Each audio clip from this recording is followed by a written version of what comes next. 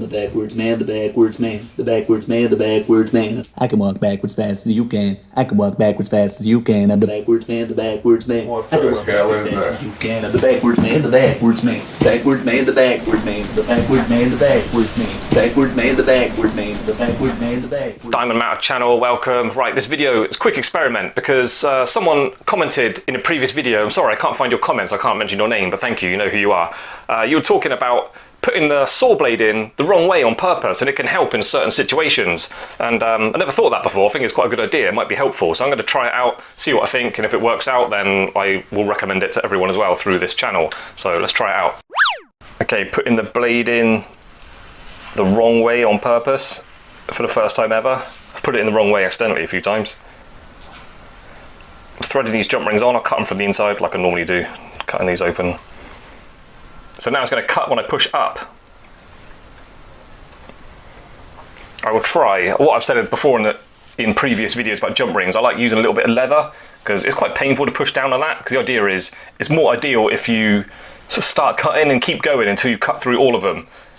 Unless you just want one, then I just cut it from the outside, cut down one. But to open them all up, I would put that down like that. I'd find a little groove on the peg, find the best place to cut through it, then put my bit of leather on top and just push down and start cutting. But I'm going to try not to use it so we can see what's going on. Anyway, I'll stop waffling, just start cutting.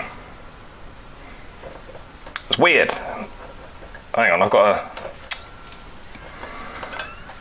This is weird. I mean, it's sort of. My normal technique, I mean, I didn't even realise I was doing it, but my normal technique is I find a little groove somewhere where they sit nicely on the peg, and then I'll put a bit of leather on top, just hold it down. So I'm pushing them all against the peg anyway. Maybe on a bigger set of jump rings, we're holding it from the end.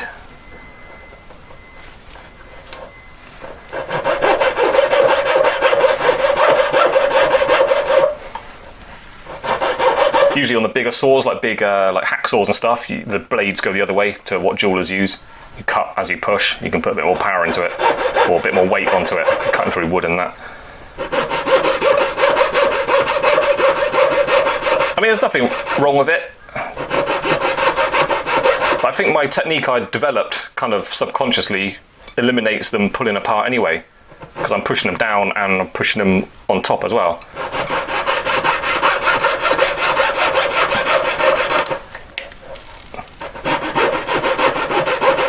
As I said before, when I'm doing new experiments, trying out things that people have recommended, there's an element of practice in it. Like, I'm doing it for the first time, and then if I don't like it, it's because I've got loads of practice doing it my own way, and I'm trying it a different way for the first time. Of course, I'm going to find it awkward.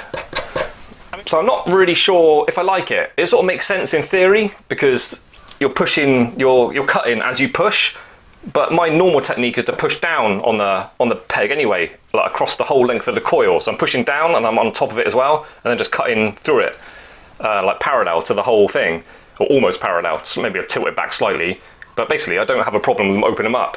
And you might say, well, what about a thicker bit of wire, thicker coil, and then you can push the end against your peg, and then the pushing technique as it cuts will be better.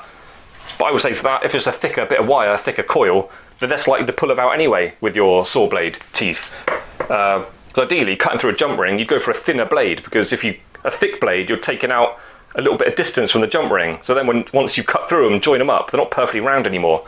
So you've got to use a thin one, so the teeth are always quite kind to actually considering pulling it about. They don't really do that much anyway. So there's only really a technique you should consider if using the thin jump rings. And the thin jump rings, I just push them down on the peg.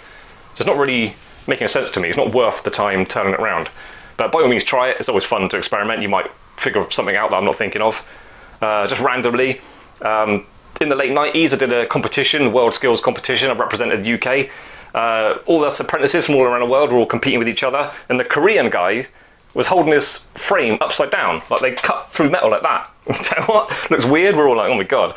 Tell you what, amazing jeweler, and the Koreans and the Japanese usually won it, and the Japanese guy won it when I was competing. I did actually go and visit him years later. Like, the competition was 1999. I went to visit him in 2018, I think it was. So that was fun to meet up with him.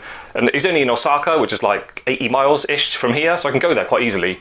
But he's a very established business, very busy guy. He's a very serious person. I think I'm too silly. All my channel's too silly to bother asking him, so I'll leave him alone.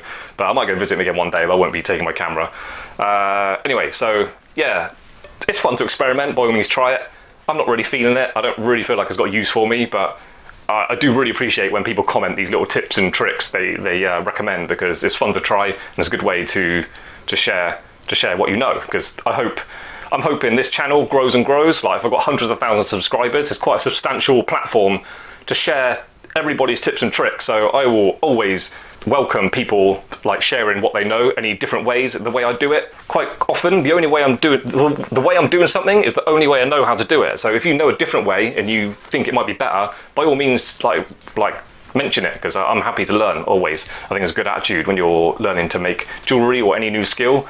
Keep a learner mindset, and then you're always on your way up.